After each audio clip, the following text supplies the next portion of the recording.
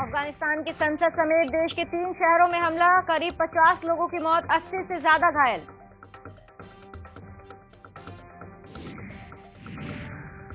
जवान तेज बहादुर की वीडियो पर आज गृह मंत्रालय को सौंपी रिपोर्ट। फेसबुक पर वीडियो शेयर कर जवान ने खाना खराब होने की थी शिकायत। नोटबंदी के खिलाफ दिल्ली के तालकटोरा स्टेडियम में आज कांग्रेस का हल्ला बोल, जन वेदना सम्मेलन का दिया नाम। सम्मेलन में सोनिया गांधी नहीं होंगी शामिल। अखिलेश यादव के घर पर अहम बैठक खत्म, मुलायम से मिलने शिवपाल पहुंचे। समर्थक विधायक और मंत्रियों के साथ अखिलेश ने की बैठक। 2 दिन और शीतलहर की चपेट में रहेगा उत्तर भारत। राजधानी में 4 डिग्री पर पहुंचा तापमान। कोहरे की वजह से दिल्ली आने वाली 26 ट्रेनें लेट।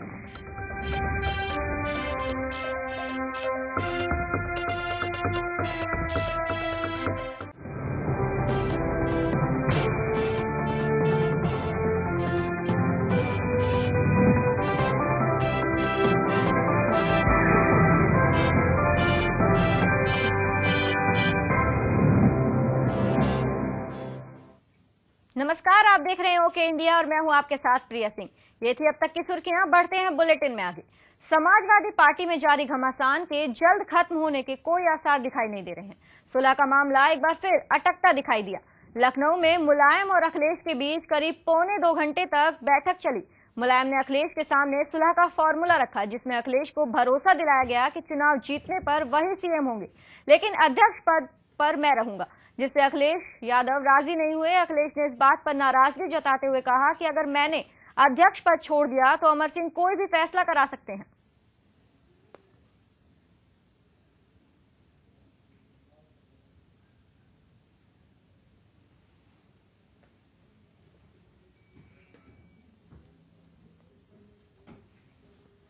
समाजवादी पार्टी में मचे घमासान पर जहां पार्टी कार्यकर्ता और नेता असमंजस में हैं, वहीं अन्य राजनीतिक पार्टियों के लोग भी पार्टी की अंदरूनी कलह पर अपनी राय दे रहे हैं। इसी कड़ी में बीजेपी नेता और केंद्रीय मंत्री कलराज मिश्र ने सपा के झगड़े को लेकर कटाक्ष किया है। मिश्र ने कहा कि हमारी कामना है कि पिता और पुत्र एक हो जाएं और पार्टी के झगड़े को खत्म करके सभी चुनाव लड़ें। हालांकि उन्होंने सत्ता की लड़ाई भी बताते हुए तंज कस दिया। अखिलेश और मुलायम सिंह जी बाप बेटे के रूप में दोनों पार्टी को भी एक रूप बनाने में सक्षम बने, संपन्न बने। यहाँ के मुख्यमंत्री, यहाँ की समाजवादी पार्टी अभियान चलाया, सरकार क्या कर रही है? अब इनके क्रियाकलाप को देख लीजिए। सत्ता के सुख के लिए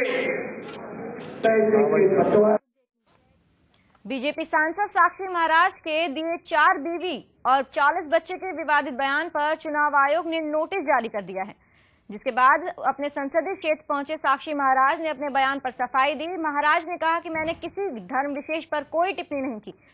मेरा इरादा किसी की भावनाओं को ठेस पहुंचाने का बिल्कुल नहीं था। और मैंने बहुत अच्छा, जिसके लिए सुप्रीम कोर्ट भी चिंतित है, सरकार भी चिंतित है, हर राष्ट्रभक्त चिंतित होगा कि हिंदुस्तान में जनसंख्या सुरसा की तरह मुंह बाए खड़ी है। जमीन घटती चली जा रही है, जनसंख्या बढ़ती चली जा रही है। मैंने किसी समुदाय का नाम नहीं लिया और जिन लोगों को ऐतराज है, मैंने किसी का नाम नहीं लिया और न मेरा इरादा किसी को ठेस पहुंचाने का था। और इसी बीच सबसे बड़ी खबर आ रही है लखनऊ से कि मुलायम सिंह यादव और शिवपाल यादव के बीच बैठक खत्म हो गई है। आपको बता दें कि सपा का झगड़ा लगातार बढ़ता जा रहा है, जिसको लेकर लगातार बैठकों का दौर जारी है। अभी थोड़ी देर पहले ही मुलायम से शिवपाल यादव मिले थे और अब वो बैठक खत्म हो गई है। तो दूसरी तरफ टीम अखिलेश की भी अहम बैठक जारी है। समर्थक विधायक और मंत्रियों के साथ मुलायम सिंह ने बैठक की थी। इस वक्त की सबसे बड़ी खबर हम आपको लगातार बता रहे हैं लखनऊ से। वहीं खबर ये भी आ रही है कि आज दिल्ली आ सकते हैं मुलायम सिंह यादव और शिवपाल यादव। यानी लखनऊ का दंगल लगातार दिल्ली में भी अपने पैर पसारता नजर आ रहा है।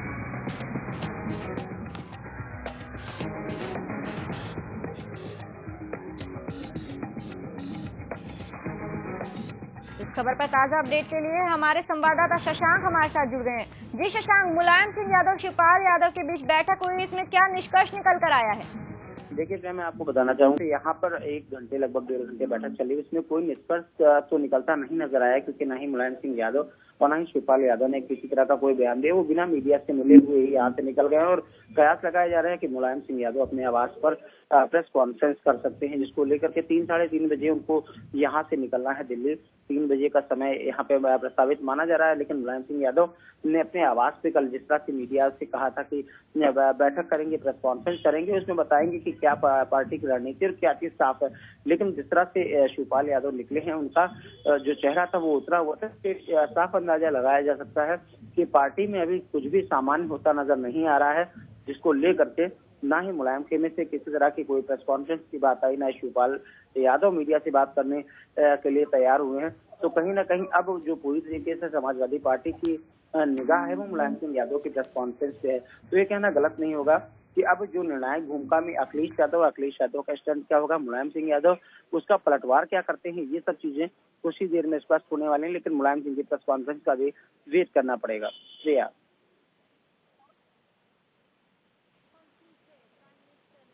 हेलो, तमाम जानकारी देने के लिए।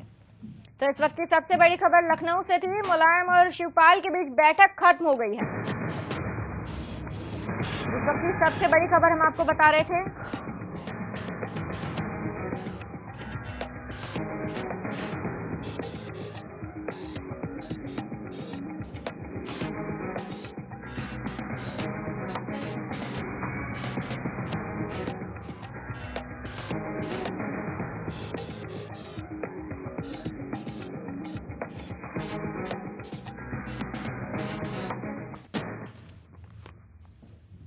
दिल्ली समेत पूरे उत्तर भारत में कड़ाके की ठंड पड़ रही है। दिल्ली में ठंड ने 5 साल का रिकॉर्ड तोड़ दिया है। बुधवार को दिल्ली में सुबह न्यूनतम तापमान 4 डिग्री तक पहुंच गया। कोहरे की वजह से राजधानी दिल्ली में आने जाने वाली कुल 44 ट्रेनों पर असर पड़ा। 2 दिन पहले शिमला में हुई बर्फबारी से पूरा उत्तर भारत कड़ाके की ठंड की चपेट में है। बुधवार को सफदरजंग में सुबह न्यूनतम तापमान 4 डिग्री रिकॉर्ड किया गया। मौसम विभाग के मुताबिक ठंड के फिलहाल अगले 2 दिन तक राहत मिलती नहीं दिखाई दे रही है।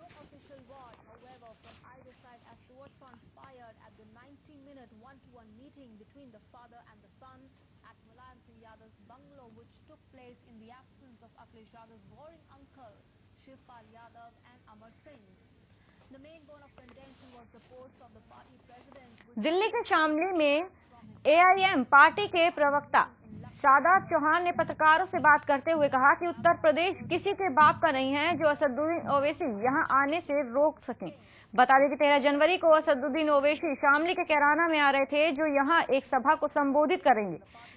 साथ ही प्रवक्ता ने विपक्षी पार्टियों पर वार करते हुए कहा कि बीजेपी और सपा को दोनों को एक ही सिक्के के 2 पहलू हैं और चुनाव के दौरान नोटबंदी को चुनावी एजेंडा बनाने की बात कही। साथ ही कहा कि राम मंदिर एक बड़ा मुद्दा है, इसलिए 10 साक्षी महाराज और 10 मोदी भी मिलकर राम मंदिर नहीं बना सकते।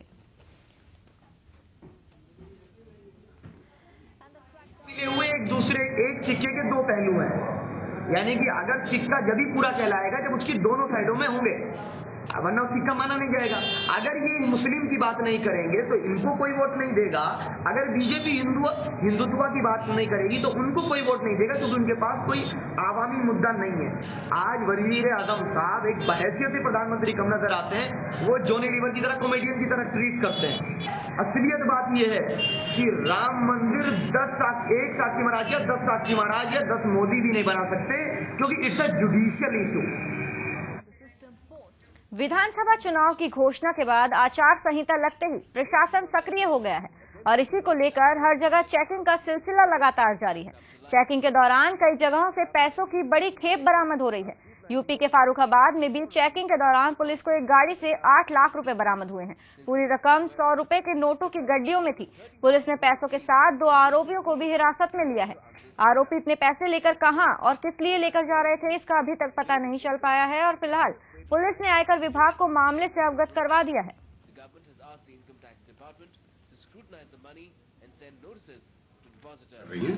आज कोतवाली फर्रुखाबाद में जो पांचाल गेट घाट क्षेत्र है वहाँ पर जो है एक व्यक्ति से 8 लाख रुपए जो है बरामद किए गए चेकिंग के दौरान। जैसे ही 8 लाख रुपए बरामद हुए, इसकी सूचना इनकम टैक्स के अधिकारियों को दे दी गई है। उनके द्वारा इसका परीक्षण किया जा रहा है और जो परीक्षण के बाद जो भी रिपोर्ट जैसी मिलेगी, उनकी जांच के उपरांत हम उस हिसाब से वैधानिक कार्रवाई करेंगे। यूपी में विधानसभा चुनाव के मद्देनजर आचार संहिता लागू हो गई है, लेकिन आचार संहिता को पूरी तरह से पालन नहीं किया जा रहा है। जौनपुर के सामुदायिक स्वास्थ्य केंद्र पर चुनाव आयोग के आदेशों का कोई असर नजर नहीं आ रहा। दरअसल स्वास्थ्य केंद्र पर प्रदेश सरकार की योजनाओं के बैनर लगे हुए हैं, जबकि जिलाधिकारी ने सभी विभागीय अधिकारी को निर्देश दिए हैं कि अपने अपने इलाके में राजनीतिक दलों के पोस्टर हटा दें। वहीं जब इस मामले को लेकर केंद्र सरकार के प्रभारी अधीक्षक से बात की गई तो वो बात को गोलमाल करते नजर आए और आनन फानन में सभी बैनर हटाने के आदेश दे दिए।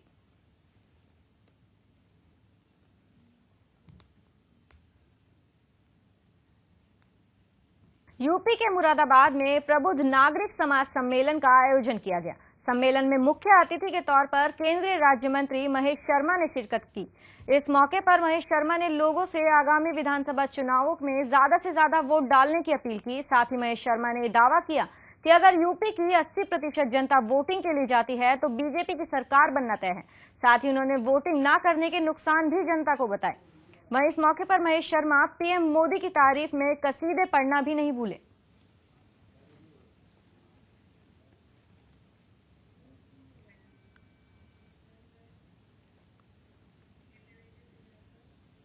गाजियाबाद के मसूरी इलाके में यूपी पुलिस और एलआईयू की टीम ने मिलकर एक पाकिस्तानी नागरिक को गिरफ्तार किया है। गिरफ्तार आरोपी का नाम यूनुस बताया जा रहा है, जो तकरीबन 56 सालों से भारत में गैरकानूनी तरीके से रह रहा है।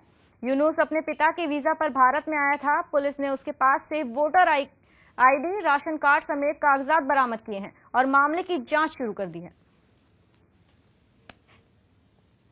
यूनुस जी, आप कब से यहाँ पर रह रहे थे? 56 साल से। 56 साल से रह रहे थे। क्या क्या कागज मिलवाए आपने? बस ये पहचान पत्र बना है और ये पावर टोनी बनवाई है। और वो जो जिस मकान में हम रहते हैं वो हमारी नानी का मकान है। उसका नाम तो वो है नहीं किसी के, लेकिन उसका वो हाउस टैक्स आता है मेरे नाम। हाउस टैक्स आप भरते हैं? जब इस वक्त हम 56 साल में आए थे तो मेरी 6 साल की उम्र थी। यानी बचपन से ही आप रह रहे हैं। कागजों में क्या क्या है आपके पास? कागज का है जो आपने बनवाए होंगे यहाँ की आपके ऊपर? बस यही तो है जो बताती है। जब तो पासपोर्ट से आए थे, वालिद पिताजी के पासपोर्ट से आए थे। अच्छा। और वे तो सब मर गए। बस मैं ही अकेला बच रहा हूँ। यूनुस पाकिस्तानी नेशनल है, लॉन्ग टर्म वीज़ा पे रहता है, टाइम टू टाइम अपना वीज़ा एक्सटेंड करवाता रहा है। लेकिन पाकिस्तानी नेशनल्स को इंडिया में ज़मीन होल्ड करना, यहाँ के रिलेटेड डॉक्यूमेंट आइडेंटिटी कार्ड बनवाना प्रोहिबिटेड है। उसके द्वारा जब उसकी तलाशी ली गई तो उसने ज़मीन की खरीद फरोख्त की है। उसके पास इंडिया का वोटर आईडी कार्ड भी है, उसके पास इंडिया में बना हुआ राशन कार्ड है। इसके आधार पर उसके खिलाफ मुकदमा लिखा गया। ये 1956 से इंडिया में रह रहा है और तब से लगातार अपना वीज़ा रिन्यूअल कराता रहा है। इसमें जिन विभागों की और किसी की गलती है, इसके ऊपर तफ्तीश करी जाएगी और रिपोर्ट आगे पेश की जाएगी। विधानसभा चुनावों के चलते यूपी में पुलिस ने सतर्कता दिखाते हुए कार्रवाई तेज कर दी है। इसी कड़ी में आगरा के जगदीपुरा के खेतान रोड पर एक मकान में पुलिस ने छापेमारी की, जहां से भारी मात्रा में हरियाणा की शराब, लेहन, अंग्रेजी शराब की पेटियां और बोतलें बरामद की। साथ ही 3 लोगों को मौके से गिरफ्तार भी किया गया। पुलिस का कहना है कि मुखबिर की सूचना पर छापेमारी की गई और ये शराब चुनाव के लिहाज से ही बनाई जा रही थी। 3 लोग पकड़े गए हैं, लालू तिवारी, रिंकू और जीतू। ये मुखबिर की सूचना मिली थी हमें कि अपने घर में शराब मिक्स करके बनाते हैं, जिसमें कुछ हरियाणा की शराब रहती है, कुछ देसी से बनाते हैं। इसमें 7,500 लीटर इसमें लहन को मौके पर नष्ट किया गया है। 300 बोतल मौके पर मिली हैं और कुछ खाली बोतलें मिली हैं, काफ़ी ढेर सारी सिलेंडर मिले हैं और उसमें शराब बनाने की। फिलहाल मेरे साथ इस बुलेटिन में इतना ही। आप देखते रहिए ओके इंडिया। नमस्कार।